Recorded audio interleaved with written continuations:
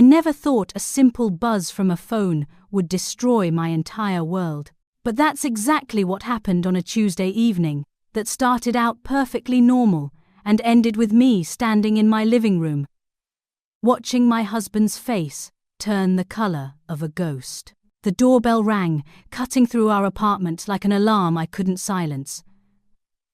Brandon froze right in the middle of the living room, and I watched every drop of blood drain from his face. His mouth opened, but no sound came out, just this horrible silence that filled the space between us. Behind him, the kitchen timer kept beeping over and over, reminding us that the dinner he'd been making was burning. But he didn't move. He couldn't move. He just stared at that door like it was about to explode and take everything we'd built together with it. I stood near the couch, my phone still in my hand, watching him. My heart was pounding so hard I could feel it in my throat. I knew exactly who was on the other side of that door, and from the pure terror written all over Brandon's face, he knew too. But neither of us was prepared for who was actually standing out there in the hallway. Let me back up. 3 hours earlier, everything was fine. Or at least, I thought it was fine. That's the thing about betrayal, it's happening right under your nose while you're busy believing everything is normal. Brandon came home from work at 6 o'clock, same as always. He walked through the door carrying his briefcase, his tie loosened around his neck, talking about how stressful his day had been. He kissed me on the cheek, just a quick peck, the kind married people give each other when they've been together for 7 years, and kisses have become routine instead of romantic. Then he headed straight to the kitchen, saying something about wanting to make dinner to relax. I was sitting on the couch with my laptop, finishing up a design project for a client. The deadline was tomorrow morning, and I was trying to get the color scheme just right. Our apartment was quiet except for the clicking of my keyboard and the sounds of Brandon moving around in the kitchen, the refrigerator opening and closing, the knife against the cutting board, water running in the sink, all the normal sounds of an ordinary evening. Around 7 o'clock, I heard his phone buzz on the coffee table next to me. He'd left it there when he went to cook. Brandon did that a lot, left his phone lying around while he was making dinner. He always said he wanted to disconnect, to focus on something that didn't involve screens and emails and work stress. I'd always thought it was sweet. Now I know it was just carelessness. I glanced at the phone screen when it lit up, not really thinking anything of it. Just a casual look, the way you might glance at a TV screen that suddenly turns on. But what I saw made my whole body go cold. The message notification sat right there on his lock screen. "I miss you, baby. Can't wait to see you again." The sender was saved in his phone as Natalie Office. I stared at those words, read them once, twice, 3 times. My brain couldn't process what I was seeing. Natalie was Brandon's secretary. He'd mentioned her before, but always in passing, always professionally. Natalie scheduled my meetings today. Natalie reminded me about the client call. Natalie ordered lunch for the office. Never anything that would make me suspicious. Never anything that would make me think twice. But this message. There was nothing professional about this message. My hands started shaking. I could hear Brandon in the kitchen, humming some tune I didn't recognize, completely unaware that his entire world was about to collapse. Part of me wanted to march in there right then and throw the phone at his head. Demand to know who Natalie really was and what "I miss you, baby" meant. But another part of me, the part that needed absolute proof, that needed to be completely sure before I accused my husband of 7 years of cheating, that part made me stay quiet. I picked up his phone. My fingers trembled as I entered his passcode.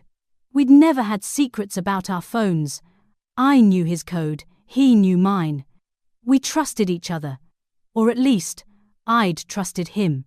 The phone unlocked, and I opened his messages with Natalie. What I found there made me feel like I was falling through the floor. The messages went back months. Months. Little flirty comments about how good he looked in meetings. Late-night texts saying she couldn't stop thinking about him. And then the more explicit ones. I can still smell your cologne on my skin. Last night was incredible. When can we do that again? I scrolled back further, my vision blurring with tears that I refused to let fall. Not yet. Not until I knew everything. There were messages about hotel rooms, about business trips that I'd believed were actually for work, about stolen moments in his office after everyone else had gone home. My stomach twisted into knots. My heart was racing so fast I thought I might be sick. But underneath the pain and shock, anger was building, cold, sharp anger that cleared my head and helped me think. I needed proof, not just messages. I could read proof that would be undeniable, proof that he couldn't talk his way out of or explain away. Before I could second-guess myself, I typed a response, pretending to be Brandon. Come over tonight. My wife isn't home today. I stared at the words for a long moment. Then I hit send. I put his phone back exactly where he'd left it and returned to my laptop, pretending to work. But I couldn't focus on anything except the pounding of my heart and the sound of Brandon in the kitchen, still humming, still chopping vegetables, still acting like everything was perfectly normal, like he wasn't destroying our marriage, like he hadn't been lying to me for months. 5 minutes passed, then 10. I kept glancing at his phone, waiting. Then it buzzed again. I grabbed it, unlocked it, read Natalie's response. Really? Oh my God, I've been waiting for this. Your place? I'll be there in 30 minutes. I've been wanting to see where you live, where we could be together without hiding. I love you so much, Brandon. Each word was like a knife twisting deeper into my chest. I love you. They weren't just sleeping together. They were in love. This wasn't some stupid mistake or one-time thing. This was a full affair, with emotions and feelings and promises. I carefully deleted the messages I'd sent from his phone and put it back on the coffee table. My hands were steady now, even though everything inside me was screaming. I sat back down on the couch and stared at my laptop screen without seeing anything. 25 minutes crawled by like hours. I watched the clock on my computer. Each minute felt like an eternity. Brandon came out of the kitchen at one point, smiling at me, asking if I wanted wine with dinner. I somehow managed to say, "No thank you," my voice sounding normal, even though everything was falling apart. He went back to cooking. I sat there, waiting.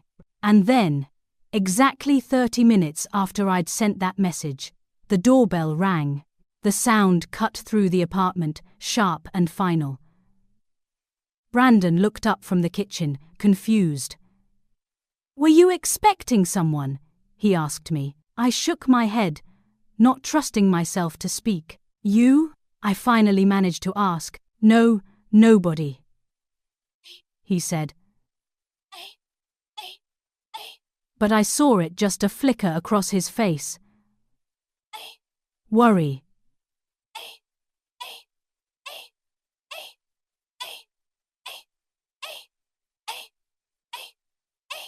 Something.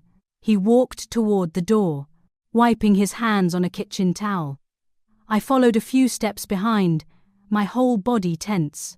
Brandon reached for the doorknob, then stopped. He pulled his phone from his pocket and glanced at the screen. I watched his face change. The confusion melted away, replaced by something I'd never seen on my husband's face before. Pure, absolute terror. His hand on the doorknob started shaking. "Brandon?" I said, keeping my voice calm. "Aren't you going to answer it?" He looked at me, and for just a second, I saw guilt flash across his features. Yeah. But he didn't open the door. The doorbell rang again. Brandon's hand stayed frozen on that doorknob, like he'd forgotten how doors worked. The doorbell rang a third time, more insistent now, and I could hear the impatience in it. Someone was waiting, someone who'd been invited, Someone who thought she was about to walk into an empty apartment with my husband. "It's probably just a delivery or something," Brandon said, and his voice came out all wrong, too high, too tight, like he was trying to convince himself more than me. I crossed my arms and leaned against the wall, watching him. "Then open it," I said simply. He turned back to the door, and I saw him take a breath, trying to compose himself. His jaw was clenched so tight I could see the muscle jumping. Slowly, like he was moving through water, he turned the doorknob and pulled the door open just a crack. He positioned his body in the opening, blocking whoever was outside from coming in, or even seeing past him into our apartment. "Brandon!" a female voice called out, bright and excited and completely clueless. "I got here as fast as I could. I brought wine and..." The voice cut off abruptly, and I knew she'd seen something. Probably the expression on Brandon's face. Probably the panic in his eyes. I stepped closer, curiosity mixing with my anger. I needed to see her. Needed to see the woman who'd been sleeping with my husband for months. The woman he'd been texting "I love you" to while lying next to me in bed. I pushed past Brandon, not roughly, but firmly enough that he had to move aside. And there she was. Natalie Pierce was beautiful. I'd known she would be, but seeing her in person was still a shock. She was in her late 20s, with long dark hair that fell in perfect waves over her shoulders. She wore a tight red dress that showed off her figure, and heels that made her legs look impossibly long. She was holding a bottle of wine that probably cost more than our monthly grocery budget. She looked like she'd stepped out of a magazine, and she was staring at me like I was a ghost. Who are you?" Natalie asked, though I could see the realization already dawning on her face. Her eyes went wide, and the color started draining from her cheeks. "I'm his wife," I said, my voice cold and steady. Natalie's mouth opened and closed. She looked at Brandon, then back at me, then at Brandon again. "Brandon?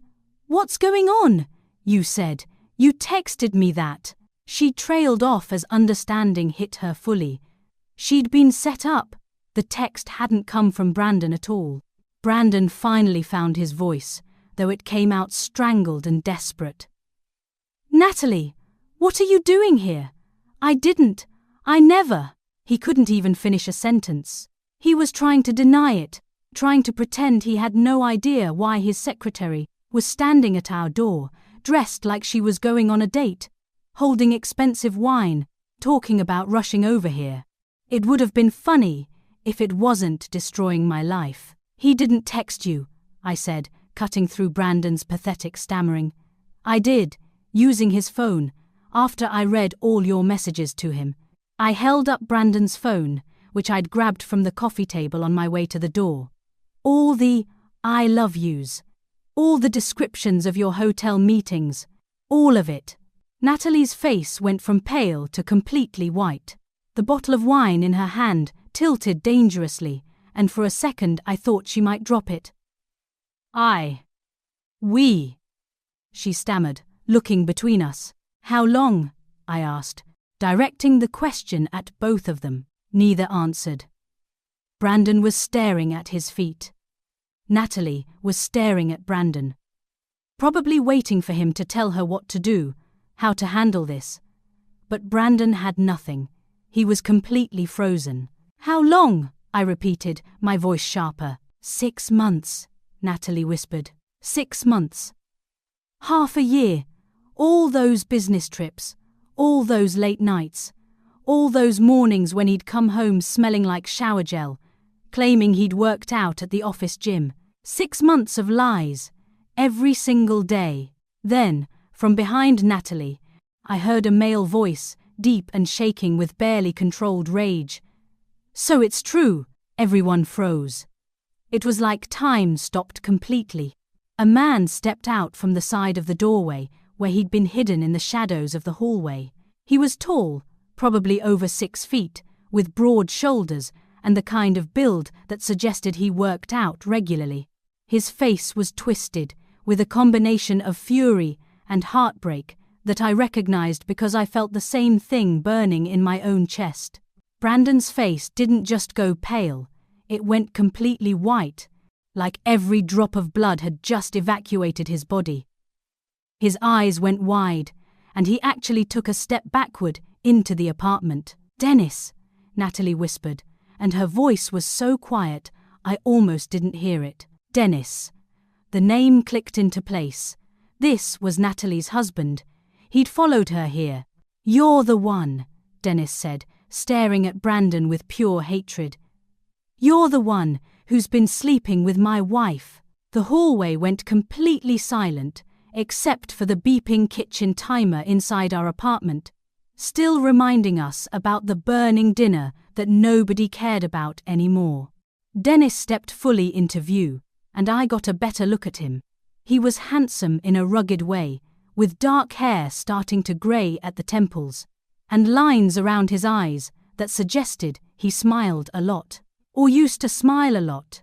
Right now, his face showed nothing but pain. "Dennis, I can explain," Natalie started, reaching toward him. "Don't."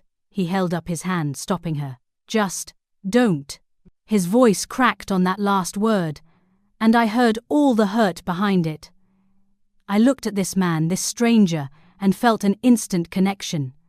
We were the same, him and me, both betrayed, both lied to, both standing in a hallway, watching our marriages crumble. Dennis looked at me, really looked at me, and I saw recognition in his eyes.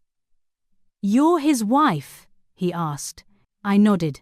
"Yes, and I'm guessing you're hers." "Married for 3 years," Dennis said, his voice hollow. "Together for 5. I've suspected something was going on for weeks now. The late nights, at work." He said the word with bitter sarcasm. "The secrecy with her phone. The new lingerie I never got to see her wear." He laughed, but there was no humor in it. "I checked her phone tonight while she was in the shower. Saw messages from him. Saw this address. I followed her here to see if it was real." Dennis turned his attention back to Brandon, and the look he gave my husband could have melted steel. "And here you are." Brandon cleared his throat, and I could see him trying to pull himself together, trying to find some way to talk himself out of this. "Look, this isn't. It's not what you think." Dennis's face contorted with rage. "Not what I think." His voice rose, echoing in the hallway. "She's at your house, dressed like that, holding wine, talking about how she rushed over here because you told her your wife wasn't home. What exactly do you think I think this is?"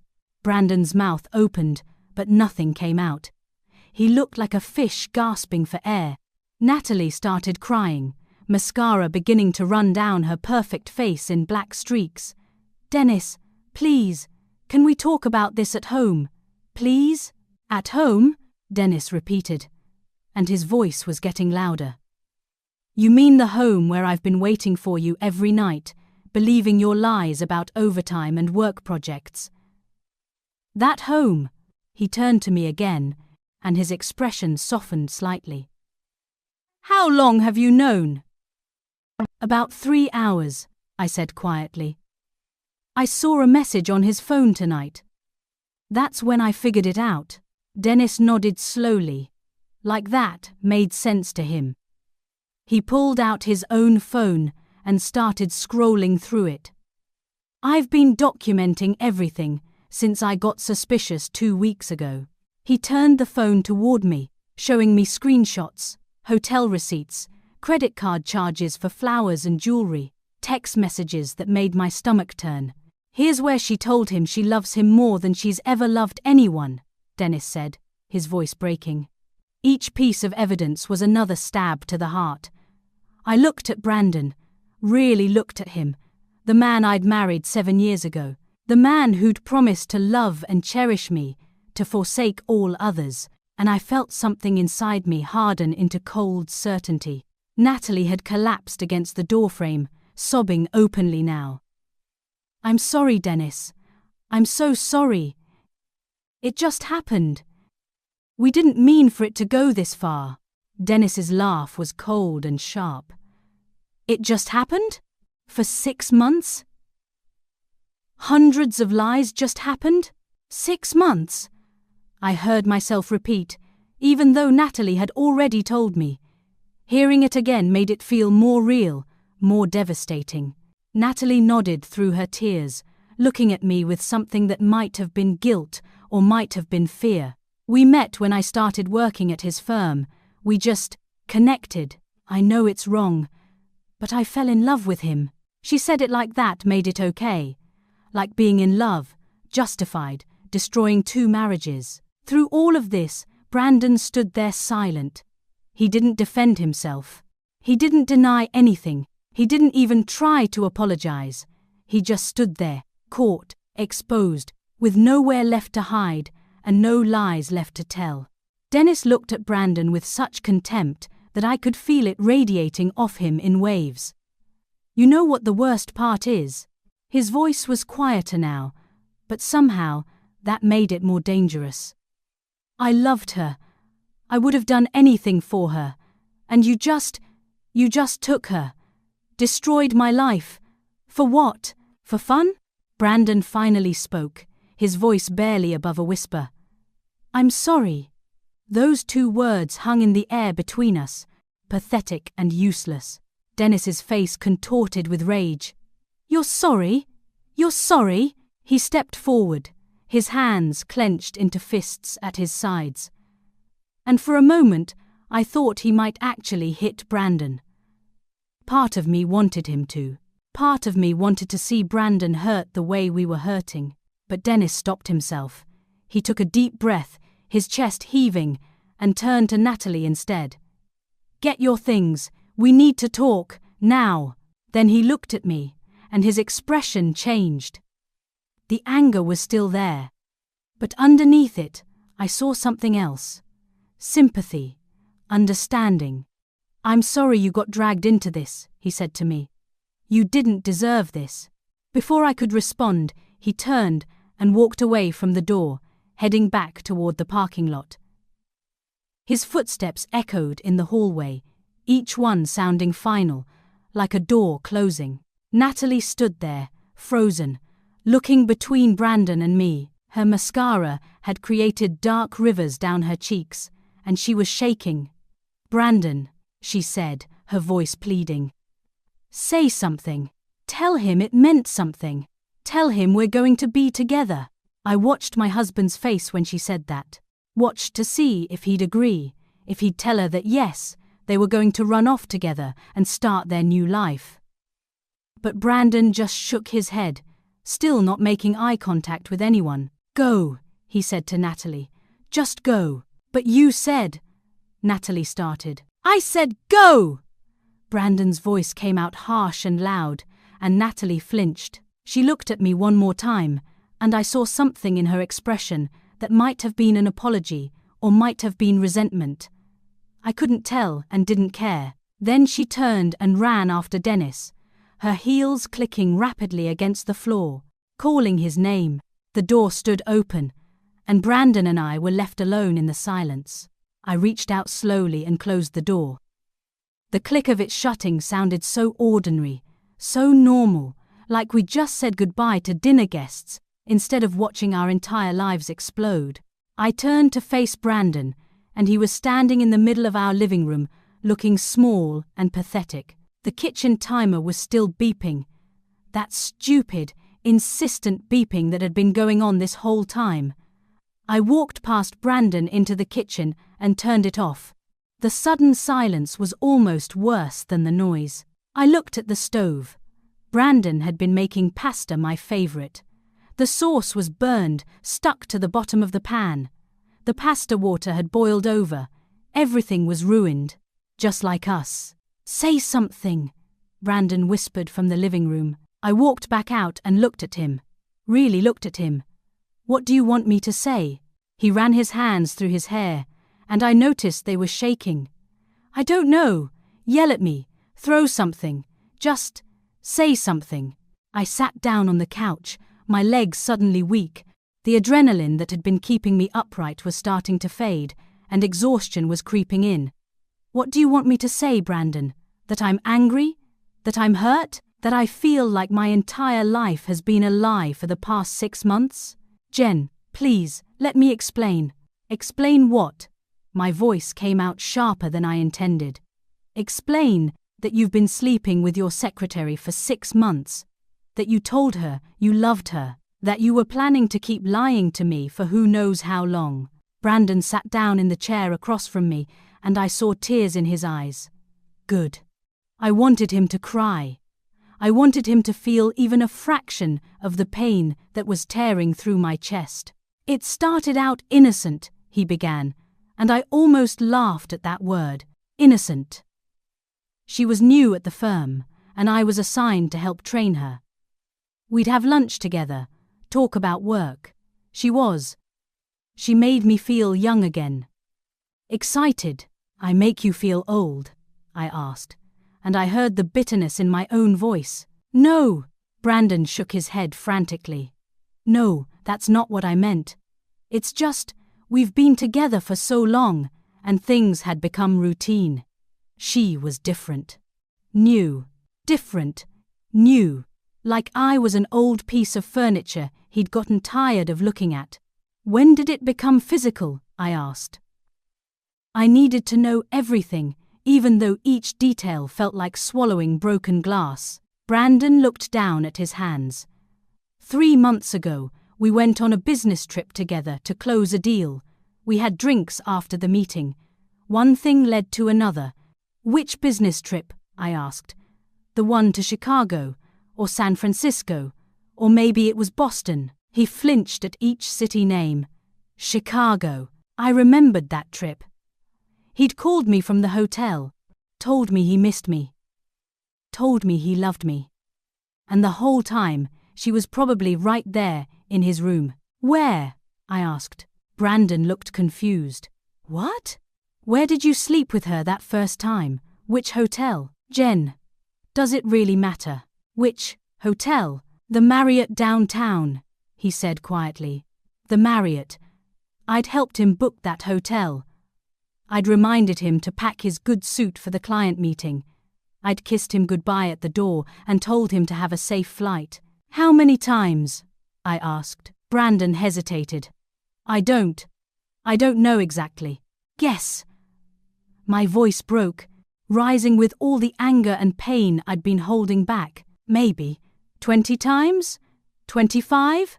25 times. 25 separate occasions where he'd made the choice to betray me.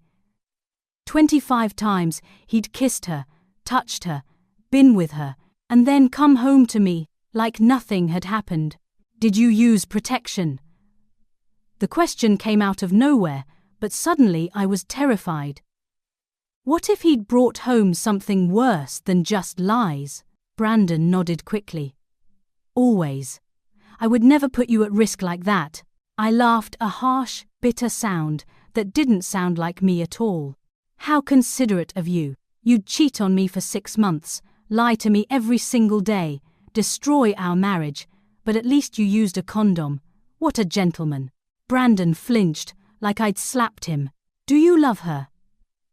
The question came out quieter than the others, but it was the one I was most afraid to ask. If he'd just been having sex with her, that was one thing, but if he loved her, that meant our entire marriage was over. That meant I'd already lost him months ago. Brandon was quiet for a long time. Too long. And in that silence, I heard my answer. I thought I did, he finally said. But seeing her here tonight, seeing what this has done to you, to Dennis, I don't know what I feel anymore. He thought he loved her. Past tense, maybe, but he'd loved her. While married to me, while sharing my bed and my life and my future, I stood up, my decision already made. I want you to leave. Brandon's head snapped up. What? I want you to leave. Tonight. Pack a bag and go to a hotel, or go to your parents, or go anywhere else. But you cannot stay here. He stood too, panic flooding his face. Jen, please, we can work through this. Marriage counseling, therapy, whatever you need. I'll end things with Natalie completely. I'll quit my job if I have to. Just please. Stop, I said, holding up my hand. Just stop. I walked to the bedroom and came back with a blanket and pillow, throwing them at him. He caught them reflexively. You can sleep on the couch tonight because it's late and I don't have the energy to watch you pack. But tomorrow morning, first thing, you're gone, and then we'll figure out what happens next. Brandon stood there holding the blanket, tears running down his face. I love you, Jen. I never stopped loving you. I looked at him, at this man I'd promised forever to, and felt nothing but emptiness, where my love for him used to be. If this is what your love looks like, I said quietly, then I don't want it anymore. I walked into our bedroom and locked the door behind me. I stood in the bedroom with my back against the door, listening to the silence on the other side. I heard Brandon moving around, the soft sound of him settling onto the couch. And then nothing. Just quiet. The kind of quiet that feels heavy and suffocating. I walked to our bed, and sat down on the edge. The sheets still smelled like his cologne from this morning. This morning, when everything had been normal.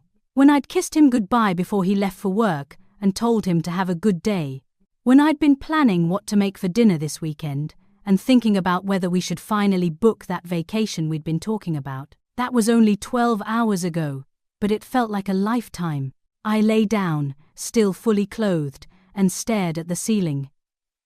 Every time I closed my eyes, I saw Natalie standing at our door in that red dress.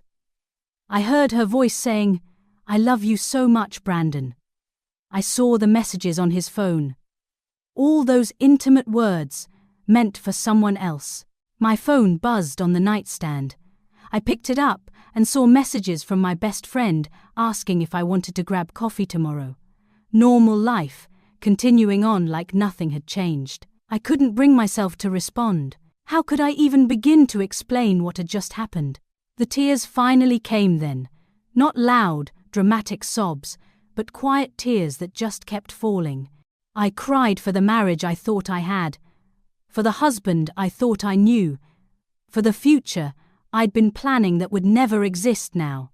I cried until my eyes were swollen and my head ached, and then I just lay there in the darkness, feeling empty. Sleep didn't come. Every hour I'd check my phone. Midnight, 1 a.m., 2 a.m., 3 a.m. The numbers changed, but nothing else did. The pain was still there, sharp and constant. At some point, I heard Brandon get up and go to the bathroom. I heard water running, then silence again. When morning light finally started filtering through the curtains, I dragged myself to the bathroom and looked in the mirror. My eyes were red and puffy. My face was pale. I looked like a stranger. I splashed cold water on my face, but it didn't help much. I could hear movement in the living room. Brandon was awake. I took a deep breath, straightened my shoulders, and unlocked the bedroom door. Time to face this. Brandon was sitting on the couch in the same clothes from yesterday, and he looked terrible. His hair was sticking up in different directions. His eyes were bloodshot. He looked like he hadn't slept at all. Jen, he started as soon as he saw me, but I held up my hand. I've been thinking all night, I said, my voice hoarse from crying. And I need to tell you what's going to happen. Brandon nodded, looking both hopeful and terrified. I'd rehearsed this speech in my head during those long, sleepless hours. I needed to say it clearly, without emotion clouding my words. First, you're going to pack your things and leave this apartment. You'll stay somewhere else while we figure this out. Second, you're going to end things with Natalie completely. A message, an email, however you need to do it, but it ends today. Third, you're going to tell your boss what happened and request a transfer to a different office or department, somewhere where you won't see her. Brandon was nodding eagerly. Yes, okay, anything. I'm not finished, I said, and he went quiet. Fourth, we're going to see a marriage counselor. You're going to be completely honest about everything. No more lies, no more secrets. I will, Brandon said quickly. I promise, Jen. I'll do all of that. Thank you for giving me a chance. But, I interrupted, and my voice was firm. I need you to understand something. I don't know if I can forgive this. I don't know if we can come back from this. The hope in Brandon's eyes started to fade. The counseling isn't a promise that we'll stay together, I continued. It's a chance for us to figure out if there's anything left worth saving. And if at any point I decide there isn't, you will respect that decision and let me go. No begging, no pleading, no trying to change my mind. Do you understand? Brandon's face crumpled, but he nodded. I understand. Say it, I demanded.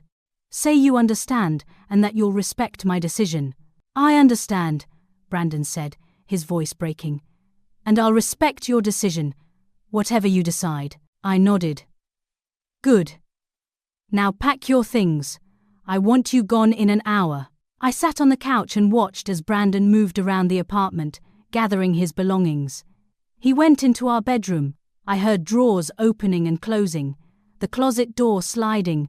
He came out with a suitcase and went into the bathroom, collecting his toiletries. It felt surreal, watching him pack, like I was in a movie about someone else's life. This wasn't supposed to happen to us. We were supposed to be different. We were supposed to be strong. Brandon brought his suitcase to the front door and then stood there, looking at me. Can I ask you something? I didn't answer, just waited. Is there any chance? His voice was small, defeated. Any hope at all? I thought about lying, thought about saying yes, just to end this conversation, but he'd lied enough for both of us. I honestly don't know, I said. Ask me again in a few months. Brandon nodded slowly. He picked up his suitcase and walked to the door. His hand was on the doorknob when he turned back one more time. I'm so sorry, Jen, for everything. I didn't respond. I just sat there, arms crossed, watching him leave. The door closed behind him with a soft click, and then I was alone. The apartment felt too big suddenly, too quiet. I sat there for a long time, just breathing, trying to figure out what to do next. How do you continue with your day when your entire life has just fallen apart? My phone rang, making me jump. Unknown number. I almost didn't answer, but something made me pick up. Hello, Jen? This is Dennis. Dennis Pierce. I sat up straighter, surprised. How did you get my number? From Natalie's phone, he said. I hope you don't mind. I wanted to check on you. See how you're doing. His voice was calm now, tired but steady. I felt a strange comfort hearing from him. He was the only person who truly understood what I was going through. I'm managing, I said. How are you? Dennis sighed heavily. I'm filing for divorce. I spent all night talking with Natalie. She finally admitted everything. The affair, the lies, all of it. I can't stay with someone who could do this to me. I nodded, even though he couldn't see me. I understand. I don't know yet what I'm going to do. That's fair, Dennis said. Everyone has to make their own choice about this stuff. But Jen, there's something you should know. Something Natalie told me last night that I think you need to hear. My stomach tightened. What is it? Dennis was quiet for a moment, and I could hear him taking a breath, like he was steeling himself to say something difficult. They were planning to be together. Long term, I mean. Brandon told Natalie that he was going to ask you for a divorce in a few months. The words hit me like a physical blow. My vision actually blurred for a second. What? I whispered. He didn't want to leave until after he got his promotion at work, Dennis continued, his voice gentle but firm. He wanted his finances to be more secure first. Natalie said they'd been planning it for weeks. Talking about getting an apartment together, about their future. I couldn't breathe, couldn't think. Brandon hadn't just been having an affair, he'd been planning to leave me. All those conversations we'd had about our future, about maybe starting a family soon, about renovating the apartment, about growing old together. He'd been lying through all of it. He'd already decided he was leaving. He'd just been waiting for the right time. "Are you still there?" Dennis asked. "Yes," I managed to say. "I'm here." "I'm sorry," Dennis said quietly. "I know this makes it worse, but I thought you deserved to know the truth, all of it." "Thank you," I said, and I meant it. I needed to know that.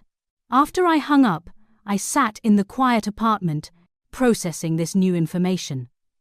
Brandon's tears this morning, his promises to do better, his desperate pleas for another chance, all of it took on a different meaning now. He wasn't sorry he'd had an affair. He was sorry he'd gotten caught before he was ready to leave on his own terms. The pain I'd felt last night had been sharp and overwhelming, but this was different. This was clarity, cutting through all the confusion and guilt and self-doubt. I picked up my phone and scrolled through my contacts until I found the name I was looking for. My college friend who'd become a divorce lawyer. My finger hovered over her name for just a moment. This was it. Once I made this call, there was no going back. This would be real. I pressed the call button. She answered on the third ring. "Jen, hey, it's been forever. What's up?" I took a breath. "I need to talk to you about filing for divorce." Saying the words out loud made them real in a way nothing else had. My lawyer friend Amanda went quiet for a second. Then her voice changed, becoming softer, more careful. "Oh, Jen, I'm so sorry. Do you want to talk about it now? Or should we meet in person?" "Now is fine," I said. "I need to know what my options are." We talked for over an hour. Amanda explained the process, the timeline, what I'd need to gather in terms of documentation. She asked questions about our finances, our assets, whether we had any joint accounts or property. I answered everything mechanically, like I was discussing someone else's life. "Do you have evidence of the affair?" Amanda asked. "It might help with the settlement, depending on what you're looking for." "I have screenshots of their messages," I said. "Months' worth." "Good. Save everything." "And Jen?" Amanda's voice was gentle. "I know this is awful right now, but you're going to get through this. I've seen a lot of divorces, and the people who come out strongest are the ones who face it head-on instead of dragging it out." After we hung up, I sat there holding my phone, feeling strangely calm. I'd made a decision. That was something, at least. Something I could control when everything else felt like chaos. Over the next few days, I went through the motions of living. I told my sister first, and she came over immediately, bringing ice cream and wine and a willingness to listen to me talk for hours. Then I told my parents, which was harder. My dad got angry, actually angry, in a way I rarely saw from him. My mum just cried and held me. I told my close friends. Most of them were shocked. A few admitted they'd never really liked Brandon, which made me wonder what I'd missed. Everyone offered support, advice, shoulders to cry on. I changed the locks on the apartment. It felt petty and dramatic, but Amanda had suggested it, and honestly, I didn't want Brandon to be able to just walk in whenever he felt like it. I opened my own bank account, separate from our joint finances, and started transferring my money. I made lists of everything we owned together and everything that was just mine. And slowly, day by day, I started to feel less like I was drowning and more like I was just treading water. Brandon tried to reach out. Texts first, long, rambling messages about how sorry he was, how he'd made a terrible mistake, how he wanted to fight for us. I didn't respond. Then calls, which I let go to voicemail. Then emails. Then flowers delivered to the apartment with cards that said things like, "Please give me another chance," and "I love you." I threw the flowers away. 2 weeks after that horrible night, I got a message from him that was different from the others. It was short. "I ended things with Natalie. I told my boss everything. I've been transferred to the Boston office. I'm moving next month. Please, can we talk? Just once. I stared at that message for a long time. Part of me was glad he'd actually followed through on what I'd asked. But another part of me, the part that had talked to Dennis, that knew about Brandon's plans to leave me, felt nothing but cold detachment. I typed back, "My lawyer will be in touch about the divorce proceedings." 3 months after everything fell apart, I sat in Amanda's office, signing the divorce papers.